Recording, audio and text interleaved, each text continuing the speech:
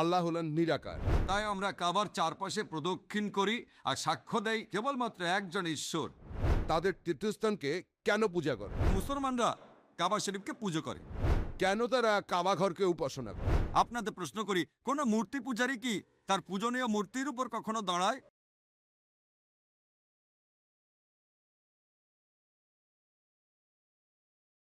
আমার নাম মাধব ফড়কে।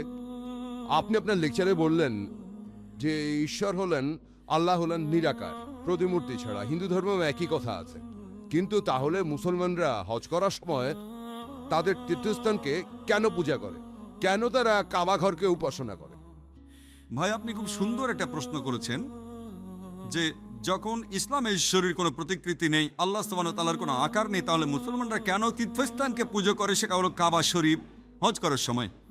ভাই, এটা একটা ভুল ধারণা। কোনো মুসলিম কখনোই কাবাকে পুজো করে না। এটা ভুল ধারণা অমুসলিমদের মধ্যে যে মুসলমানরা কাবা শরীফকে পুজো করে। আমরা কেউ কাবা শরীফকে পুজো করি না। আমরা পুজো করি একমাত্র আল্লাহ সুবহানাহু ওয়া তাআলাকে। তাকে আমরা পৃথিবীতে দেখতে পাই না। আমরা যেটা বলি যে কাবা শরীফ হলো আমাদের কেবলা। কেবলা একটা আরবি শব্দ যার অর্থ হলো একটা দিক। কাবা হলো আমাদের কেবলা, কারণ আমরা মুসলিমরা একতায় বিশ্বাস করি, সব সময় একতা। যেমন ধরুন, আপনি যখন প্রার্থনা করছেন আল্লাহ সুবহানাহু ওয়া তাআলার কাছে, যখন সালাহ আদায় করেন, কেউ হয়তো বলবে উত্তর দিকে মুখ করে দাঁড়ায়, কেউ বলবে দক্ষিণ দিকে মুখ করে দাঁড়ায়, কেউ হয়তো বলবে পূর্ব দিকে, কেউ বলবে পশ্চিম দিকে। কোন দিকে দাঁড়াবো? আমরা একতায় বিশ্বাস করি।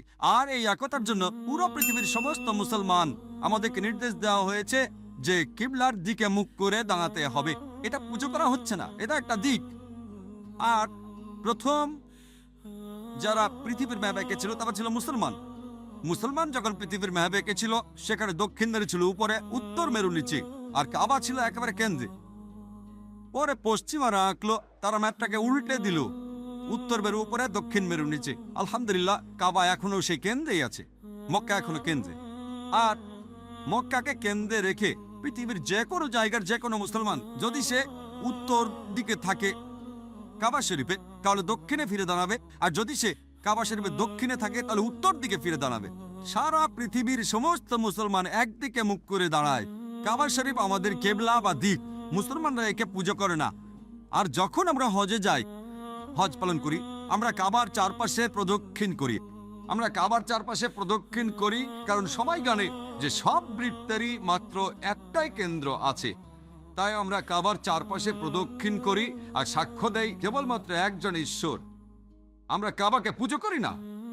আর ইসলাম ধর্মের দ্বিতীয় খলিফা হযরত ওমর রাদিয়াল্লাহু তাআলা আনহু, তিনি বলেছেন, এটার উল্লেখ আছে সহিহ মুসলিমে, বুক অফ হজের দ্বিতীয় খণ্ডে।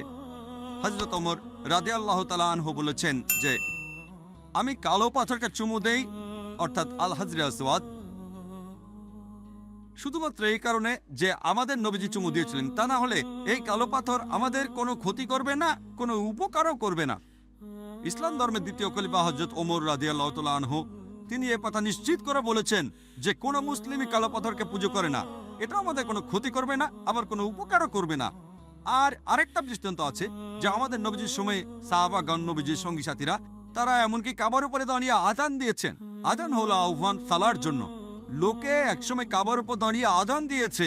আপনাদের প্রশ্ন করি, কোন মূর্তি পূজারী কি তার পূজনীয় মূর্তির উপর কখনো দাঁড়ায়? এভাবে আমরা প্রমাণ করতে পারি কোন মুসলিম কখনোই কাবাকে পুজো করেনি। কাবা আমাদের কিবলা, আর আমরা উপাসনা করি একমাত্র আল্লাহ সুবহানাহু ওয়া তাআলার, যাকে আমরা দেখতে পাই না। আশা করি উত্তরটা পেয়েছেন।